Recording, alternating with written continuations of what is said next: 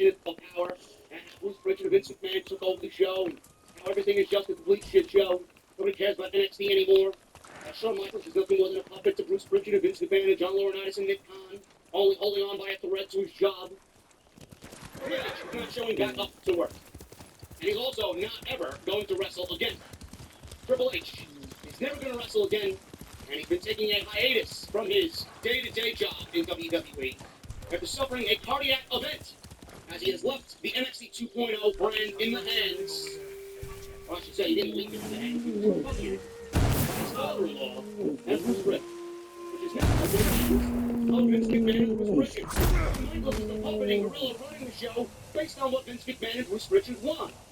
Shawn Michaels is not in charge of NXT. He will never be in charge of NXT. First step master of the Wrestling Observer Newsletter who said that Shawn Michaels should ever wrestle again. He didn't mention the only star attractions who remain in WWE are Edge, Goldberg, and if you want to name him, Shane McMahon. He says, and I quote, I doubt Paul Levesque will be wrestling. The Undertaker is done, although Undertaker and Austin are sparring for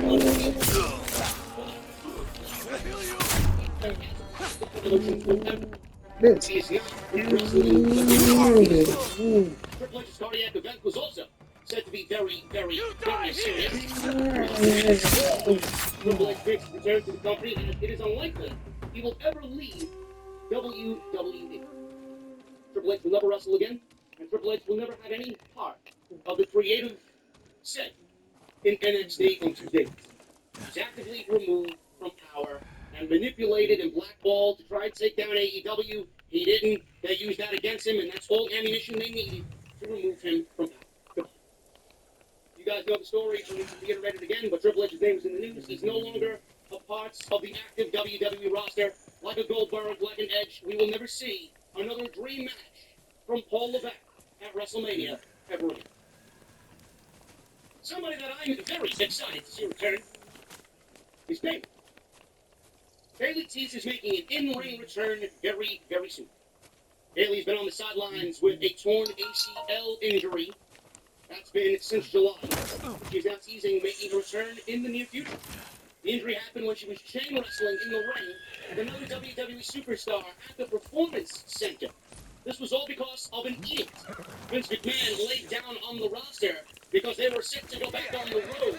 And he wanted everybody to get TV ready and work scrimmages at the WWE Performance Center before they went back on the road and moved out of the Thunderdome. Meanwhile, people like me said that working in the Thunderdome on a weekly basis was a scrimmage in itself. There were no fans there. They worked every week to get ready for TV, and Vince McMahon thought that working in front of an empty arena was going to make everybody rusty. But Bayley was on TV every week. Why would Bayley, or one of the upper elite superstars, need to go back to the Performance Center? Why would somebody like Bayley need to go back to the Performance Center to work on her in-ring skills and work in front of a live audience, or work on what she needs to do in front of a live audience? Very bizarre. Yeah. So she went to do these scrimmages because of Vince McMahon, and she got hurt. And WWE's been without probably their top female in the last year and a half, because of an ACL injury. She had to pull out of her scheduled I Quit match with Bianca Belair for the SmackDown Women's title at Money in the Bank. During a recent live stream on Instagram, Bayley provided an update on how the recovery is going. People are asking how my knee is. My knee is doing great. My leg is doing great. My ankle is doing great. My calf is doing great. My shin is doing great. My hip is doing great. My mind is doing great. So, I mean, it's only a matter of time. And I'm not going to tell you when. And I don't want all these stupid idiots watching to know when. But I'm going to come back very soon. Maybe, and y'all be better be ready. You all better be ready. End quote. Most people recover from an ACL tear within the 6 to 9 month period. And Bayley was not drafted as a part of the 2021 WWE draft, which makes her a quote-unquote free agent when she does return.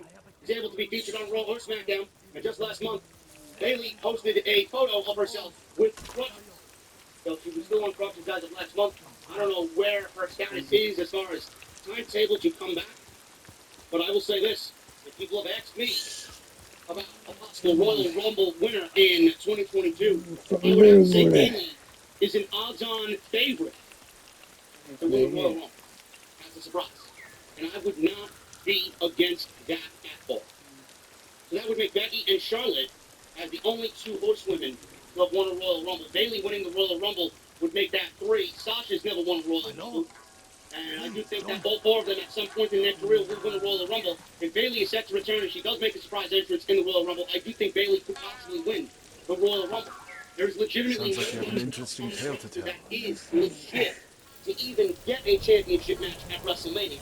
You talk of Rhea Ripley winning the Royal Rumble. Rhea Ripley is as tall as an iceberg. Centuries ago, Tadayori Nagao was the greatest archer on our island, famed for his wisdom and perfect aim.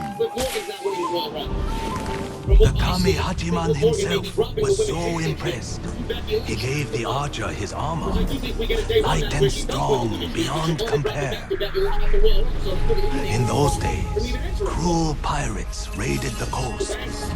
They threatened the town of Azamo Bay with annihilation.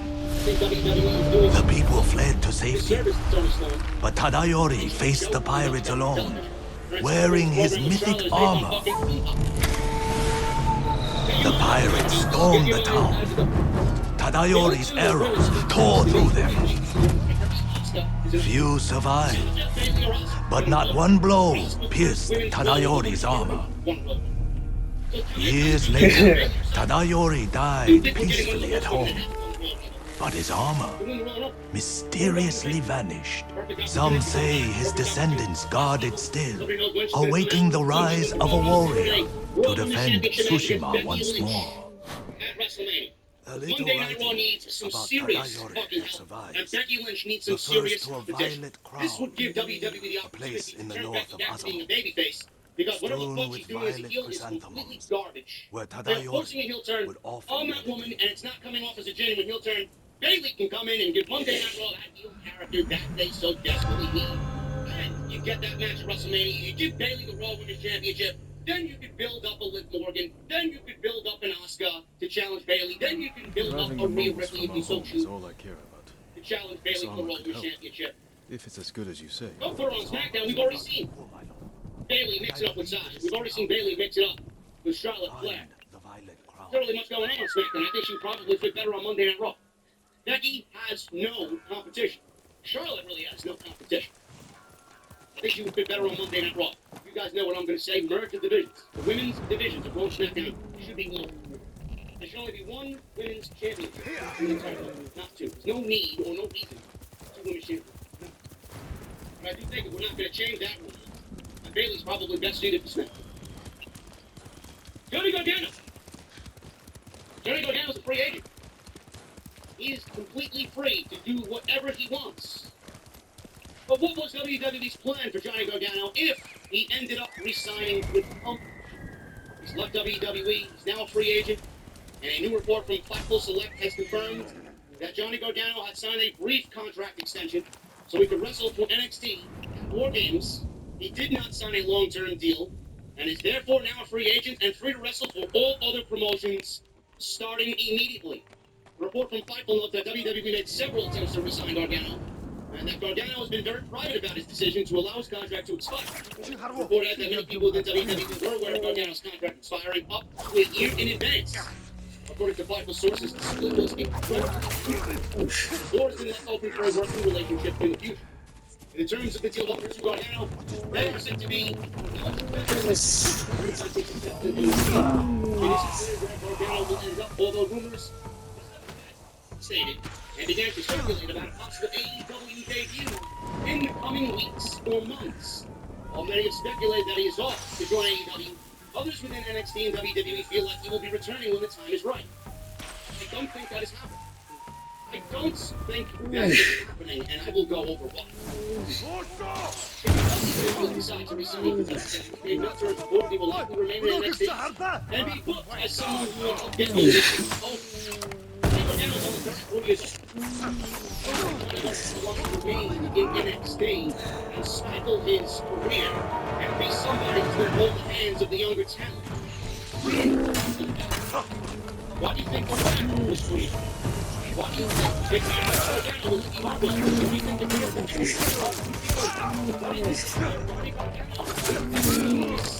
to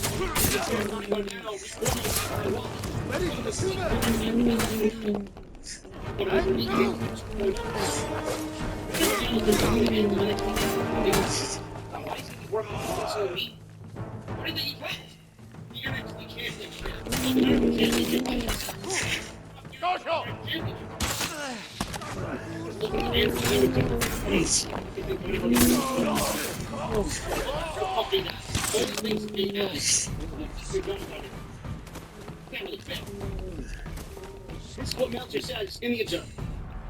In the case of Gargano, at press time, it has nothing on his mind, and it was categorized by those close to him as a difficult decision. It was a difficult decision because the love he has for not only that it's advantage, but also providing him of a strong it is tough to walk away from something like that. I know because I am not somebody that feels no shame very well at all. So yes, it was a difficult decision. I know exactly what you're going through. She's having kids, wife, friend. That's obviously what he knows. He's got things happening all over the place. Change of job, change of lifestyle. Scary times to be uncertainty. He's going to try to say that the reality is he would have been in NXT with this new direction. He would not be a focus, but he would probably be kept somewhat strong with the idea of having him mean something to all the talents they're looking for on the main roster. He was already doing it. Bronson Reed was well enough for the main roster. They fired him. Dexter Lumis is ready for the main roster. Some of those people that I see on NXT right now that has had a Johnny Gargano feud are ready for the main roster.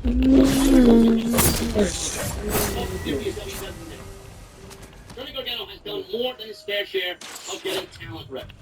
He doesn't want to waste his remaining years in pro wrestling knowing that he can achieve so much more holding the hands of all the kids in NXT. No matter what he feels about it's not fair to Johnny Gargano. Gargano was attacked during his farewell promo on this past week's NXT by Grayson Waller. It looks like he's already putting over future stars. Daniel Bryan, when he was in WWE, he helped, I guess, not really put over Roman Reigns, but put over Roman Reigns' run as Universal Champion. He lost clean to Roman Reigns, and then he was out. And he went to AEW immediately following his contract expiring with World Wrestling Entertainment. Very similar to the way Gargano exited NXT. Where Roman Reigns beat Daniel Bryan on SmackDown, Johnny Gargano gave the stage to Grayson Waller to send him packing for the NXT. To put over Grayson Waller and get that immense heel heat on Grayson Waller. So Johnny Gargano even put over Grayson Waller. How much will that work? I don't know.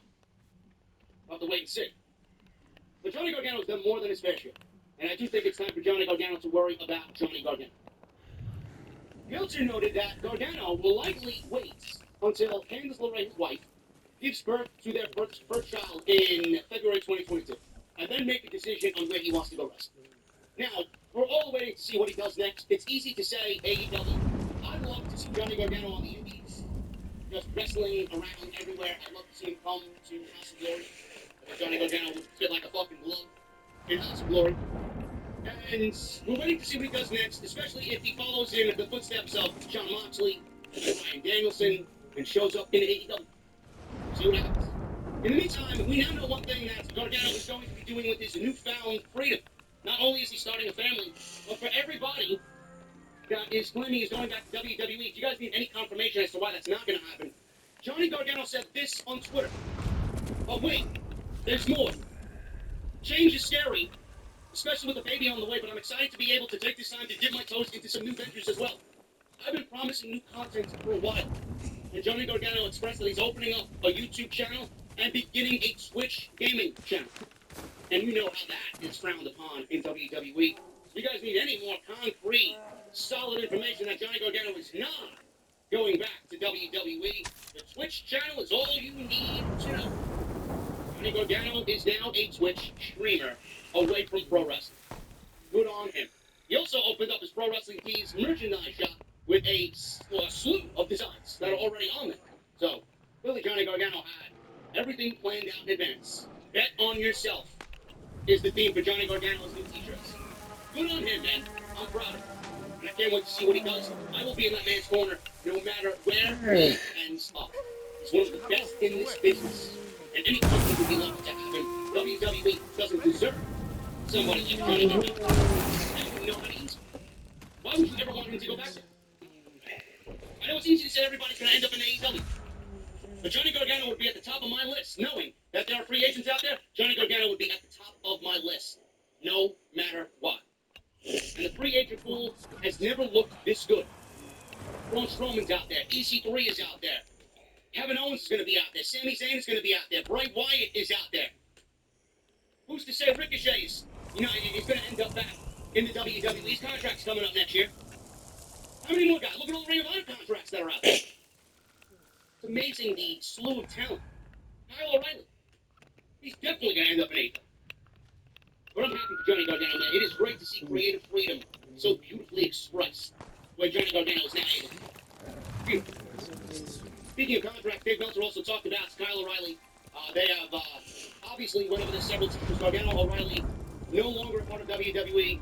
Kyle O'Reilly will probably end up in AEW. He will probably end up with Adam Cole and Bobby Fish with the Young Bucks. This is not a secret to anybody. You just see the writing on the wall. Two other names that have deals coming up soon are Kevin Owens and Sami Zayn. Both of them are close with several people in AEW, including the Young Bucks, so it's possible that they will end up in AEW sometime in 2022. Keith Lee is another one. Karrion Kross is another one.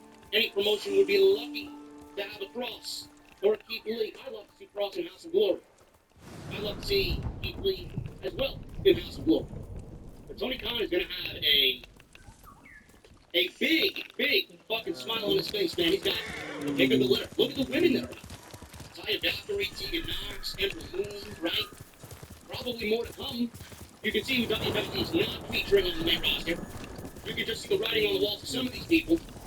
Free agent market is as good as it's ever been right now. You could legitimately start a brand new promotion with some of these women. And some of these men. From top to bottom. Sami Zayn and Kevin Owens. Kevin Owens, he's in a world championship feud right now with Seth Rollins and Big E. I only think he's a part of that to take the fall in that pinfall match that they won. I don't think he lasts past January in WWE. Sami Zayn, you see Sami Zayn on television with Brock Lesnar. You asked me Sami Zayn was going to be a program with Brock Lesnar towards the end of the year and said that it's going to be over the WWE Championship. I would have looked at you and called you a business liar. And whatever they've done has been incredible. I've loved the interaction between Brock Lesnar and Sami Zayn. But WWE is only keeping Sami Zayn relevant on television because they want to lure him back into a WWE contract extension. And I don't know if that's going to work or not. Who's to say Sami Zayn is featured now and then won't be featured 3 months from now and right back in the mid-card feuding with fucking Shinsuke Nakamura, treated like a mid-card job? Why would anybody want to give WWE the benefit of the doubt? This is what they usually do. Sucker you in with hopes of grandeur, and then as soon as you sign the dotted line, I think I saw Lady Masako riding for same the beach thing at every Komoda. single time, no matter who you are. Kevin Owens and Sami Zayn, I Sure, think Mongols still hold the when their beach. contracts are up, Sami Zayn is probably a little bit after Kevin Owens, probably in the I worry springtime more for what sometime. you'll do to them. Because he had actual time extended You're to right. his deal, or added on Shouldn't top of be the deal for due to his shoulder injuries. But I do think they're both gone when their contracts are up. Owens and Zayn, says Meltzer, are the two guys people know about whose deals are up soon, and obviously both do go back with the Young Bucks.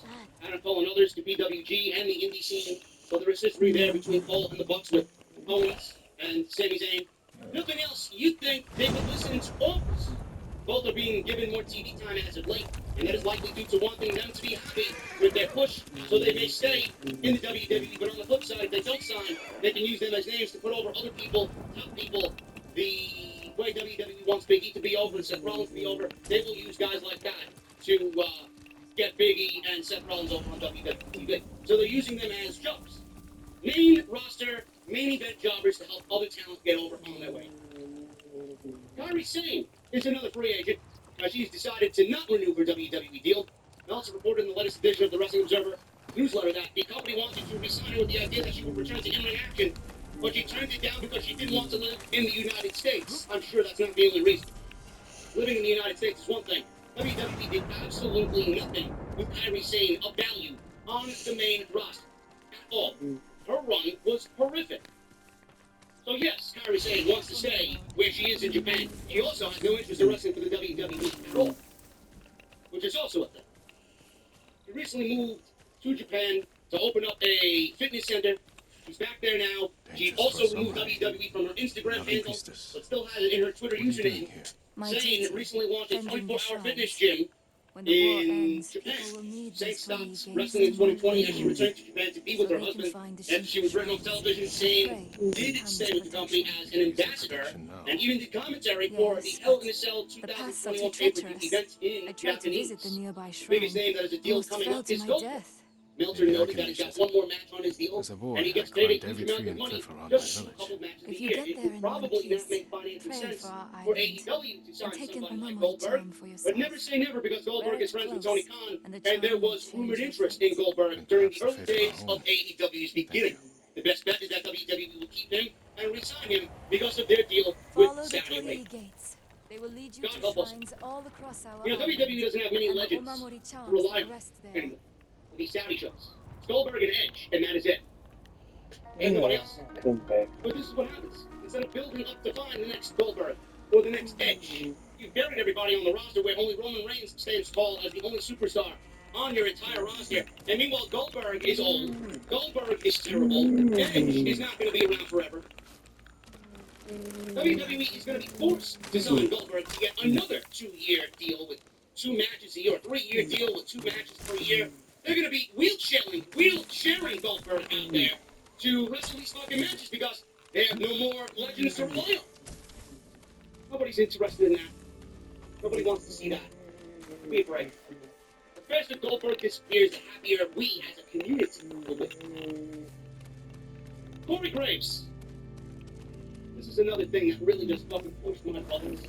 Sometimes I gotta bite my lip on social media because everybody is just a fucking fool. They really are. Corey Graves responded to criticism about his commentary when it comes to WWE women on SmackDown and Raw. WWE color commentator Corey Graves took to Twitter early this week to respond to criticism over his commentary when women are featured on WWE programming. Let me rephrase this. Corey Graves responds to criticism when a woman, his fiancée, is featured on WWE programming. Not women. Corey Graves doesn't mention anything about old women's books on WWE television. And you would know if you were a fucking attention-seeking slut on social media. Starting with these tweets by a commentator or announcer, I don't even know her name. Apparently she was an ex-NXT backstage interviewer of sorts. What do I know? It's worth noting that she never mentioned Graves by name. She never tagged him. She never outright said that she was referring to him or anyone in WWE. She also did not mention Graves' fiancée Carmella in this tweet about this topic. She tweeted, and I quote, "When an announce team can't focus on a match and is constantly commenting on the physical appearance of competitors, especially when it's women in the ring, it's time to find professional broadcasters who can tell the story without being distracted by the athletes. I don't often share my takes on things, but I work hard to prepare myself as a broadcaster. I've studied how great commentary teams can elevate matches, but it's really grating to hear announcers get lost in how attractive they think competitors are in the midst of a match." And look, Corey Graves saw this because people were adding him. Oh, come And on, whether man. you want to believe this individual or not, this was absolutely about Corey Graves Can't go and back. Carmella.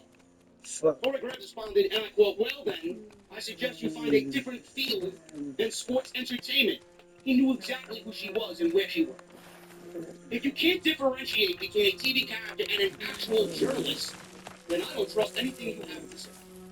Good luck. End quote. Graves or Carmella were not mentioned in this tweet. It had everything to do with Corey Graves. This person of interest here, who started this discussion, she then tweeted the next day after things got blown out of proportion in ways that she did not expect. She goes on social media and backtracks on the entire thing and claims that she was watching independent promotions and she was talking about several independent promotions that she was watching, and that's where the topic of discussion got brought up. Sure thing. Sure thing. You thought that you can handle the heat in the kitchen, it got too hot for you, and then you wanted to back away from the fucking flames. That's exactly what you thought you were going to get away with, and you could. So spare me the fucking lame, pathetic excuse of you backtracking in something that had everything to do with Corey Graves. That had every bit to do with Corey Graves. I don't watch many independent promotions. Most of the time, their play-by-play team is fucking trash. I know these little ones who don't highlight women's attractiveness or looks on House of Glory television. Nor would we. It's all about what happens in the ring. If they do that, they're probably some bargain basement fucking bingo hall bullshit with 12 fans in attendance that are probably doing commentary via their iPhone fucking speakers. Give me a break. It's had every bit to do with Corey Graves. Now, the thing is, she says, and I'm going to reiterate this again, focus on a match and worry about the storytelling instead of being distracted by the athletes. I'm sorry, when does Corey Graves not tell a good story? I'd love for you to pinpoint when Corey Graves does not tell a good story. Now, I don't give a shit what anybody says in chat.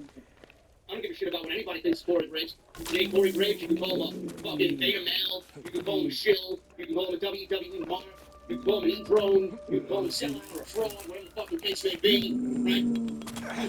He's nothing more than a fucking Blink-182 ripoff, right? Or poser, like I call Rhea Ripley. But the thing with Corey Graves is, when does Corey Graves ever show up unprepared to anything he does on commentary? If anything, Corey Graves is more prepared than anybody outside of Michael Cole. Corey Graves is the number 2 commentator in all of the company. The man shows up to work with a smile on his face. The man showed up to work in the midst of his marriage being destroyed. And the huge change in his personal life. Man showed up to work with a fucking smile on his face. You would have never realized that he was going through some fucking heartbreak at home. He showed up to work every day, prepared, ready to go, with a smile on his face, ready to do his job. And then he went back to his personal life and felt like shit, like any normal human being would. But that didn't stop him from showing up being prepared. Corey Graves shows up prepared for every single thing that he does. So don't mock Corey Graves for not being prepared. Don't slight his work ethic. Number 2, Corey Graves is a heel commentator. Corey Graves is not his real name. Byron Saxton is not Byron Saxton's real name. For all the marks out there. The only people that have a real name on the WWE commentating team is Jimmy Smith. Jimmy Smith is the only guy on the commentary team that goes by his real name. Corey Graves is playing a heel color commentator. He takes after the lineage of a Jerry the King Lawler and a Bobby the Brain Heenan, who did their jobs so well in our time that they're looked at as the best color commentators of all time. All time. Corey Graves is a heel. His backtrack and his backstory rather, and his influence comes from Bobby the Brain Heenan, which I'd love to see Bobby the Brain Heenan on color commentary in his prime nowadays, because it would trigger everybody. And they couldn't tell the difference between Bobby Heenan in real life and Bobby Heenan as a character on television. That is the role.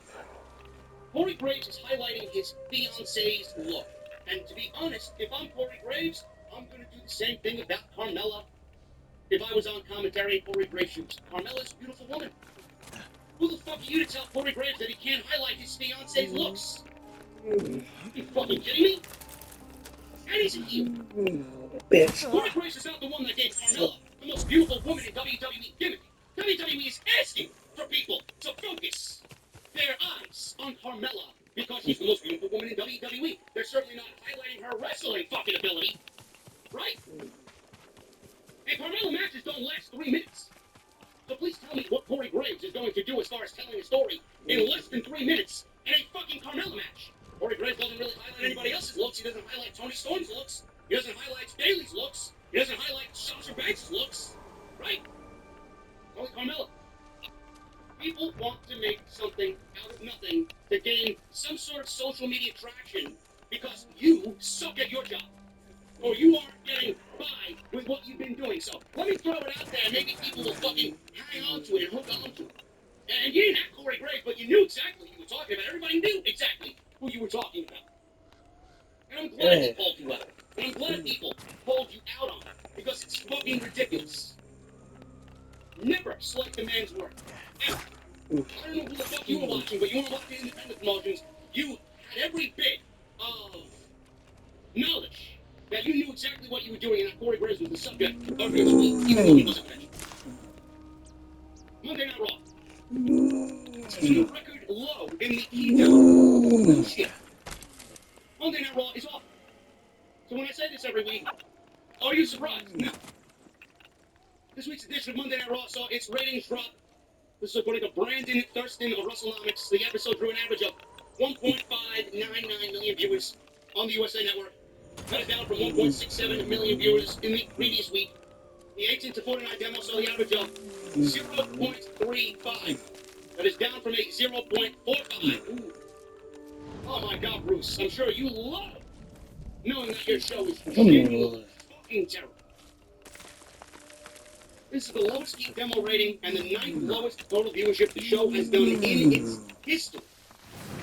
Yeah, that steel cage match worked out well for you. But that Liv Morgan Becky Lynch match worked out so swimmingly, Pete, right? So clearly, whatever you're trying to do and whatever you're trying to show to the fans is not working. I'd be surprised if Liv Morgan gets another opportunity, period, after this fucking dismal rating.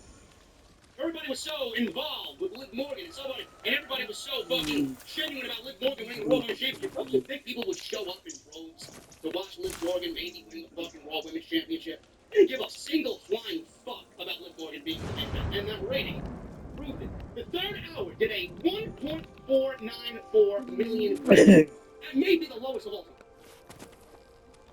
time. Hour 1 did a 1.669, and Hour 2 did a 1.636. I'd be shocked if Liv Morgan gets another championship match, period. And Monday Night Raw was genuinely awful. Steel cage match that didn't make any sense, and WWE really didn't do anything to exercise the fact that they're looking for fresh, new talent out there. Which they had every opportunity to do with Liv Morgan, but all they did now was put up a wall in the Liv Morgan chase, and WWE is looking at a too little, too late situation, which I'll talk about in a little bit. Bobby Lashley. Bobby Lashley apparently is going to be added to the Day 1 WWE title match. A new promo for the upcoming WWE episode suggests that Bobby Lashley will be added to the WWE Championship match on January 1. A short promo showed Bobby Lashley's attack on Big E, Kevin Owens, and Seth Rollins, the three men who will face Big E, or face off, I should say, for the WWE Championship. WWE is hinting at the possibility of Lashley being added to the match. On this week's edition of Raw, Big E faced Owens in a steel cage match with the power of positivity emerging victorious.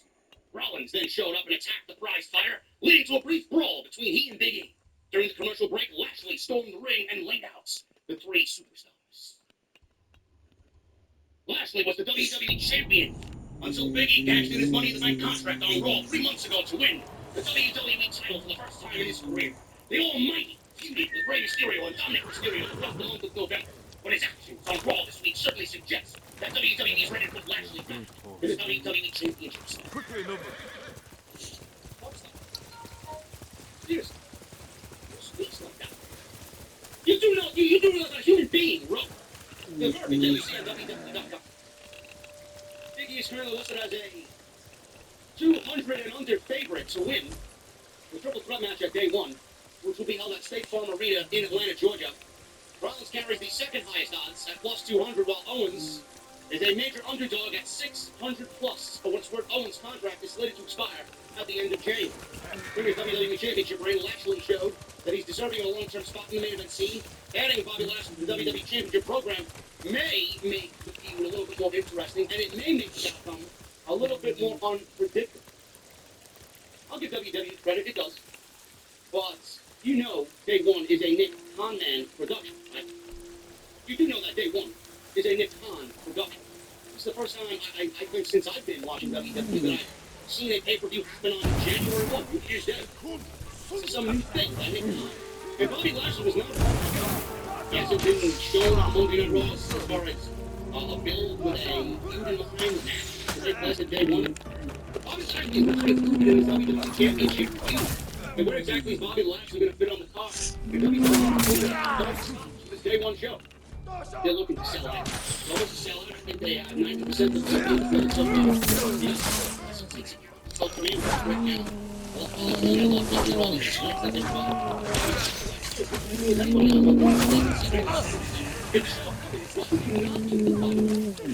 the also at the same time,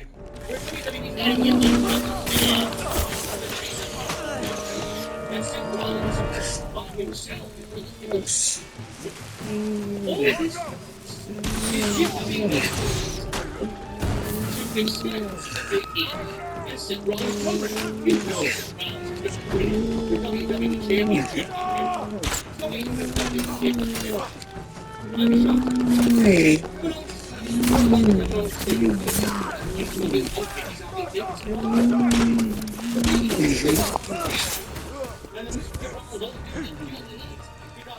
he has every fucking right to be right. I want this ladder match to get one-on-one WWE title opportunities against Big E. And all this involved, and Bobby Lashley's involved. Where's my fucking shot? All this does is extend WWE's lazy creative to continue the Big E and Seth Rollins feud, and that's why they're doing it. They're adding Bobby Lashley and Kevin Owens to continue the Big E and Seth Rollins feud. I don't care either way because there's really no storytelling here. There's nothing to really sink your teeth into here.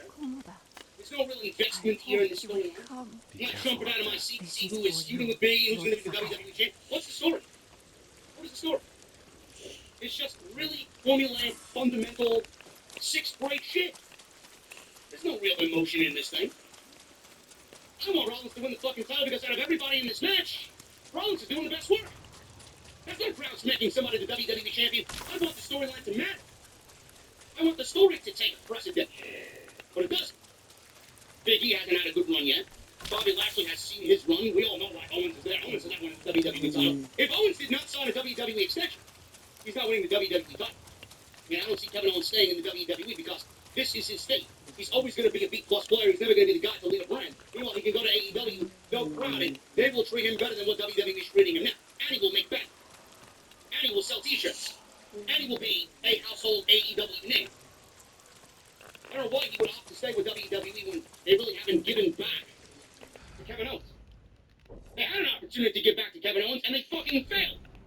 Kevin Owens looked absolutely fucking incredible during his Roman Reigns feud. 3 matches those guys had, and they killed it every single fucking time. You think WWE would have taken Kevin Owens out of that feud and built him up as a main event guy? What the fuck did they do with him? They forgot him, and he did nothing but KO shows. Now he's on Raw, and he doesn't feel special or unique at all. All WWE looks at when they look at Kevin Owens is an overweight guy who wears basketball shorts, and he does indie moves.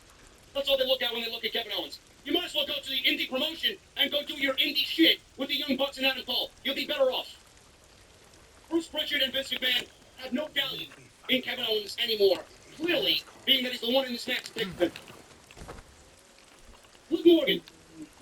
Liv Morgan addresses criticism of her Raw promo a couple of weeks back, mentioning the WWE releases.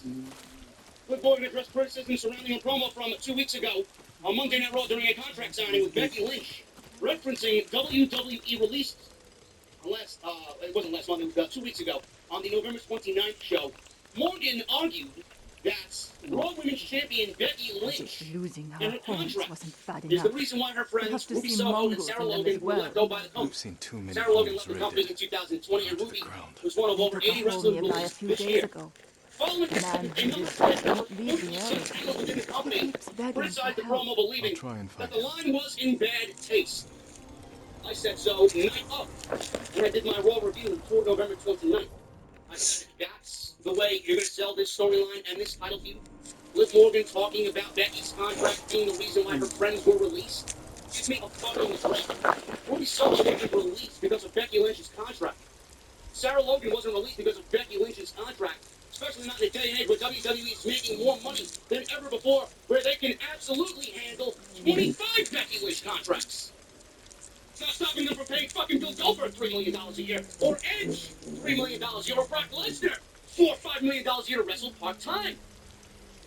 No, but Becky Lynch's full-time contract is the reason why WWE released Ruby Soho and Sarah Logan, right? Why defend this? All these people are released because we know why they got released. WWE creative is fucking horrendous.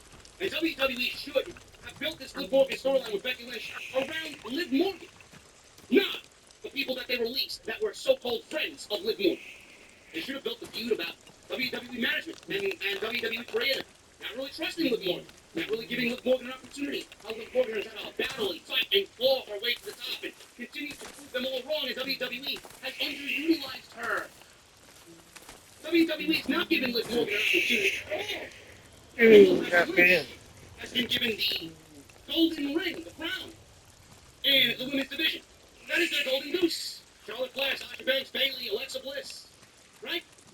You've seen no other women on television get a spotlighted role, especially creating new stars. So instead of telling that story and how management underutilized and overlooked Liv Morgan for so many years, they want to build it around Liv Morgan's friends being released and Becky Lynch's contract being released. Instead of making it about Liv and the Raw Women's Championship and how it's always been a dream of hers.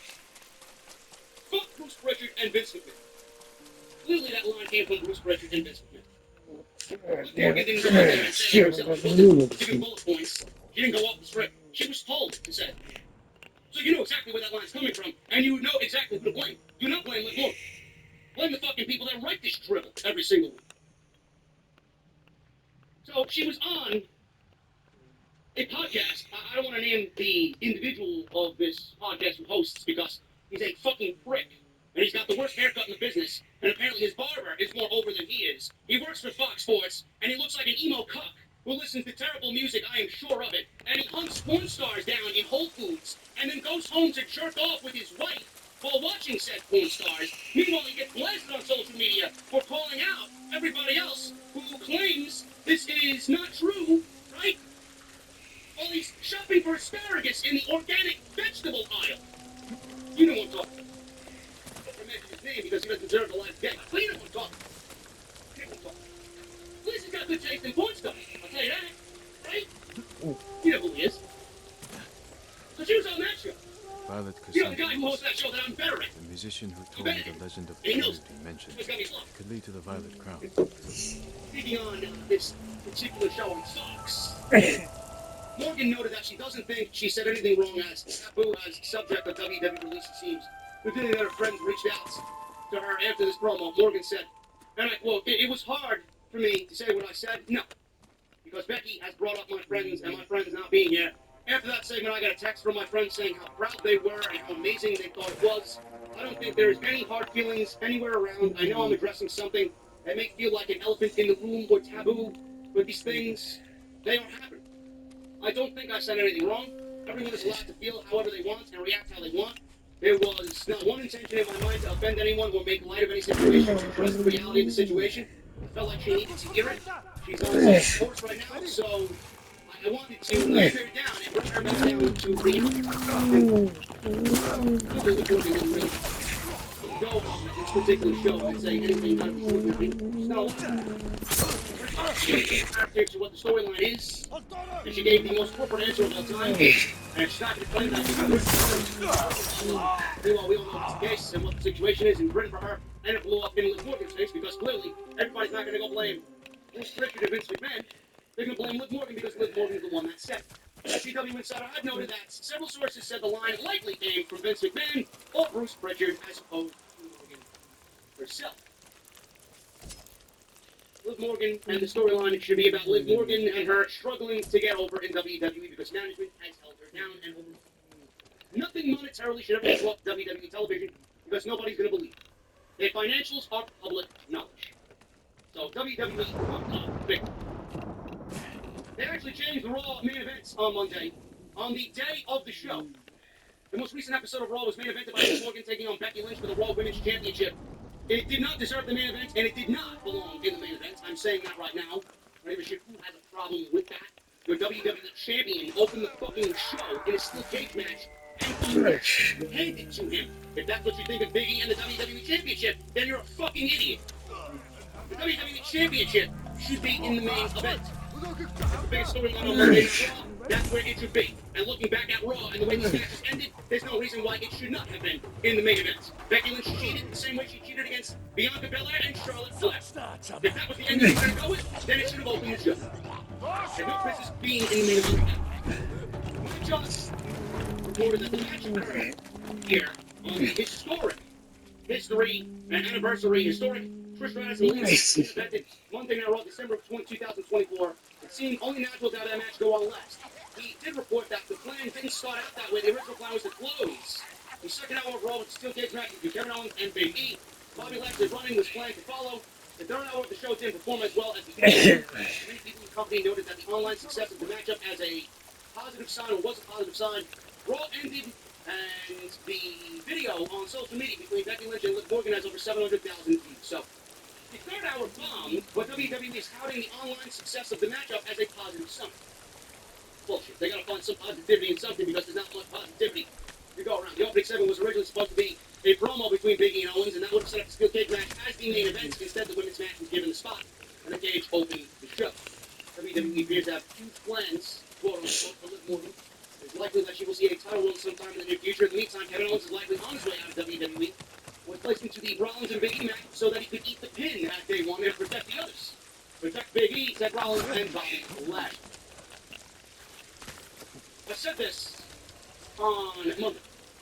Liv Morgan losing that match the way that she did, clearly WWE is setting up Becky Lynch to once again defend the title. At day one, WWE is not having day one without Becky Lynch on the show. I want you guys to be very well aware of it. Becky Lynch will be on day one, defending that Raw Women's Championship. Becky Lynch cheated to win. Becky Lynch eventually is going to get her comeuppance.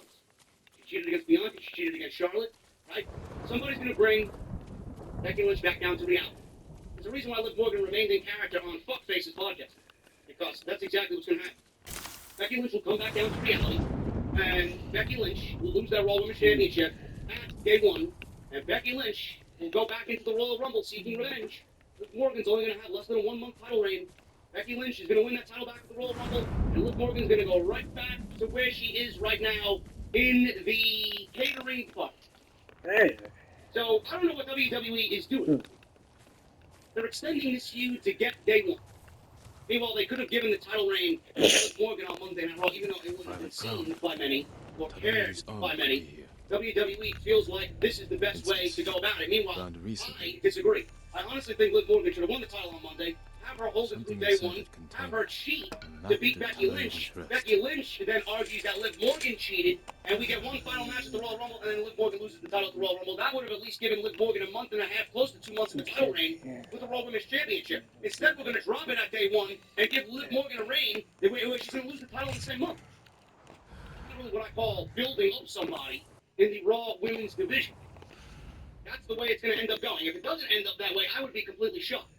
Maybe Liv Morgan doesn't win the championship. After these ratings on Monday, I don't see how WWE is going to have Liv Morgan do anything with the Raw Women's Championship. Clearly, nobody's watching, and nobody cares. So why would WWE give Liv Morgan the championship when their match and their feud and their segment completely bombed on Monday? Nobody gives a shit about women's wrestling. I gotta be honest. Women's wrestling in WWE is taking a major blow. Nobody cares. And that's WWE's fault. That's Johnny Laurinaitis' fault. That's Bruce Pritchard's fault. They don't fucking care. These are two people that always claim women's wrestling is not a draw. They don't give a fuck about women's wrestling. The only one that gave a fuck about women's wrestling in WWE is Triple H and Stephanie McMahon to a degree. They realized what they had. When they had it, they built upon it. They put Sasha and Charlotte and Becky and Bayley at the forefront, knowing that if they were the four that were built, and that was the model, that it would be easy to build upon that. And when WWE got their greedy little balls into it, it was eventually ruined. Now you see where they're going with the women's storylines. Alexa Bliss was bigger than anybody. Charlotte Flair has not let go of that tight grip on the top of the division, no matter what type of trouble she's getting into. Becky Lynch is at the top, and I don't see her moving away from that top spot. Even Sasha's taking more of a little back stage role, or she's behind the role of Becky Lynch and Charlotte Flair. She's taking a smaller role compared to everybody else. Bayley had a huge title and she got hurt. WWE's done nothing to build up anything. The storylines are terrible. Charlotte and Rhea's feud has been terrible. Rhea Ripley is buried beyond recognition. The fucking feud between Charlotte and Toni Storm is over fucking pie. And them throwing pies in each other's face. I said, even look at this and not fucking complain. That's the best you got for a world-class professional wrestler in Toni Storm and Charlotte Flair? No, but I'm the one who's fucking wrong and the one complaining, right? What a bunch of fucking jackasses you are, man. Seriously. Nobody gives a fuck about women's wrestling in WWE because WWE doesn't give a fuck about women's wrestling. You get what you give. I'm not surprised. And I don't see how this builds Liv Morgan up. Yes, let's give her the championship for about 20 days, only to take it away from her, and then have her go right back to being what she was, a complete nobody. Enjoy your 3-week reign. Give me a fucking break. SmackDown.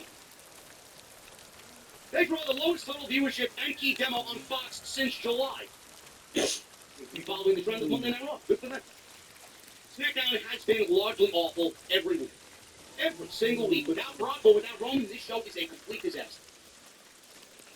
The latest edition of Friday Night SmackDown, this is the 12-3 show, not this past Friday show, not the 10th, but the 12-3 2021 episode drew an average of 2.030 million viewers on Fox, which is down from the week prior, which was a 2.149 million viewership. That is according to Brandon Thurston of WrestleNomics. In the all-important 18 to 49 demographic, showed today 0.51 rating. That is down from the 0.57 rating showed a week ago. The show went up against the Pac-12 championship game on ABC that did over 4.2 million viewers.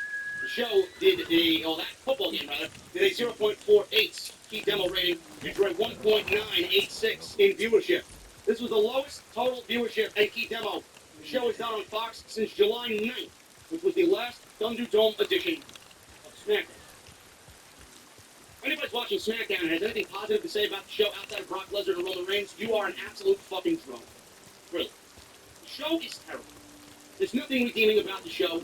The tag team division is fucking horrendous. Shinsuke Nakamura held the Intercontinental Championship for 4 months and has defended it once in 4 months. And without Roman Reigns, right now he's not looking at many opponents on that show. After Jeff Hardy got fired, who do they have? Who do they have on that show for Roman Reigns? Sheamus? Cesaro? We've seen that, right? Who do they got? Jinder Mahal? Shanky?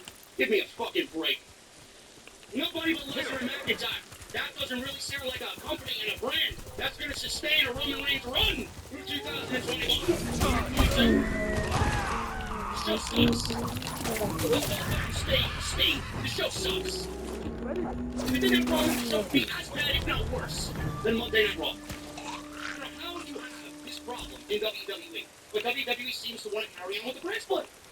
Every single fucking time I say this, the brand split is killing the show. You do realize that once the brand split ends and you merge the rosters, that this wouldn't be an issue. The shows would feel fresh. The shows would feel beautiful. But here you are with these writing teams, and they're writing for what? What are they writing to? What are they writing for? There's not much to write. The same shit every week. There's not much to go around. One of the reasons why they don't want to end the brand split is because they're fucking lazy. It's almost as if they don't want to work.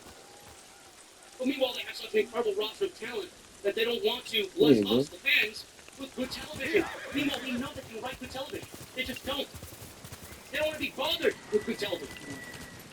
Every aspect of WWE TV is genuinely fucking terrible. I'm not even as high on Roman Reigns as I once was because I see him. What it is now, it's all Roman. WWE had every single opportunity along the last year and a half to build up their fucking career with Roman Reigns, and the only one that has gone over is Roman Reigns. Unbelievable. There we go. Let's check the chat. I want to thank you guys so very much for joining me for Sunday evening, man. We got 1,900 in the venue. The kid behind the camera. I see you, Tony. Absolutely not necessary, man, but I see you. I appreciate it. Thank you so much, bro. Also, Dave D becomes a new member in the venue. Thank you, Dave D. What are you drinking, bro? First round is on me. My lord. And everybody else that's sending in super chats, man, make sure you guys get them on in. We will read all your super chats at the end of the show. Today, sponsored by Blue Chew, BlueChew.com. You guys know about Blue Chew. They are an incredible friend who love the podcast. And winter is here, guys. Santa Claus is coming with those nicely wrapped gifts. I know you guys want to present your partner with the nicest gift possible. That's where Blue Chew comes in. Today, sponsored by Blue Chew. Confidence can take you guys very far in life. They can also help in the bedroom, especially when it comes time to step up to the plate. That's where Blue Chew comes in. Blue Chew is a unique online service that delivers the same accurate ingredients like Viagra and Cialis. But Blue Chew is sure, and it comes at fractions of the cost. You can take them anytime, day or night. You can even plan ahead or be ready whenever the opportunity arises. And the process is very simple. Consult with one of their licensed medical providers, and once you are approved, you will receive your prescription within days. The best part, it's all done online. There are no visits to the doctor's office, no awkward conversations, no waiting in line at the pharmacy. The Blue Chew towels are made in the USA, prepared and shipped direct to your door in a very discreet package, man. The Blue Chew men everywhere are excited to see the postman because when your package has arrived, your package has arrived. Make sure you got something on that BlueChew.com. Use code JD. Check it. Oh, you have to pay $5. Shipping and handling of BlueChew. JD on Facebook once again. So, today, 400 episode of all this stress. Make sure you continue that game. Thank you very much. We got another new member here. We got DJ Lundy becoming a new member. What are you drinking? First round is on Jeff Hardy. Take a sip of my now warm beverage. It once was a cold beverage, but now a warm, bubbly. Jeff Hardy. A WWE source doesn't believe Jeff Hardy was impaired during a house show match last week. Someone who was backstage at the Edinburgh, Texas show last Saturday reached out to WrestlingNews.co, and Jeff Hardy was the topic of discussion. They were told by this person, this WWE source, who obviously will remain he will remain unidentifiable. And WWE, with this Jeff Hardy situation, fired Jeff Hardy, anonymous, this source. Person told WrestlingNews.co, I saw him before that match, and there was nothing out of the usual going on. Jeff deals with back and knee issues, but I don't think he drank anything or took any pills before that show. As far as I know, he's been doing great since the DUI arrest from a couple of years back. I know people are wondering why he would be allowed to go out there if he was fucked up, but he looked fine before the match. End quote. He looked fine before the match. End quote. This is from an anonymous WWE source. Okay? Several fans of the show noted that Hardy looked sluggish during the six-man tag team match, when he teamed with King Xavier Woods and Drew McIntyre against the Bloodline.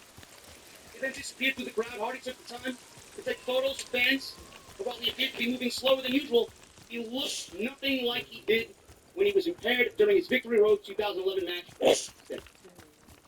Both Matt Hardy and Jeff's wife, Britt Hardy, noted this week that Jeff is back at home and he's doing well. WWE reportedly wanted him to go to rehab and he declined. And that is when they made the decision to release him. Matt sent a cryptic tweet on Friday night, hinting that fans may see Tina Trini reunited again in the future. Matt tweeted, and I quote, I feel extremely guilty about the future. They spelled extremely, not with an E, but with an X.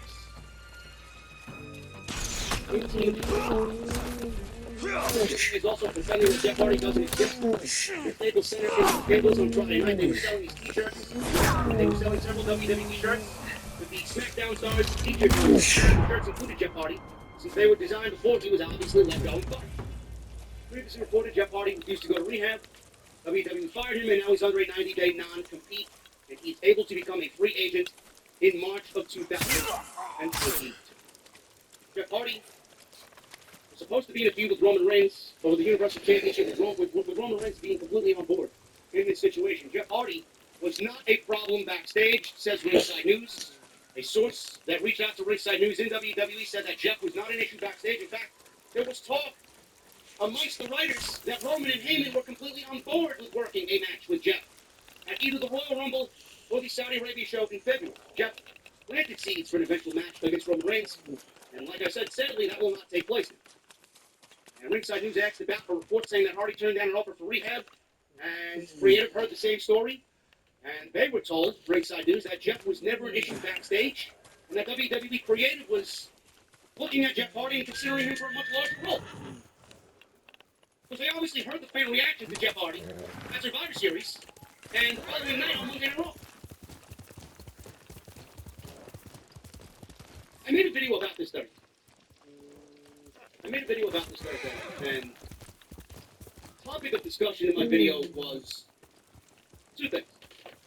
One, I have family that is going through problems, addictions, with alcohol.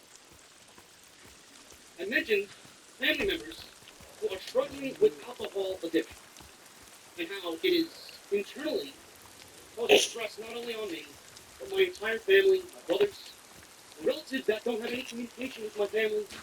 I haven't had any communication with my family in years.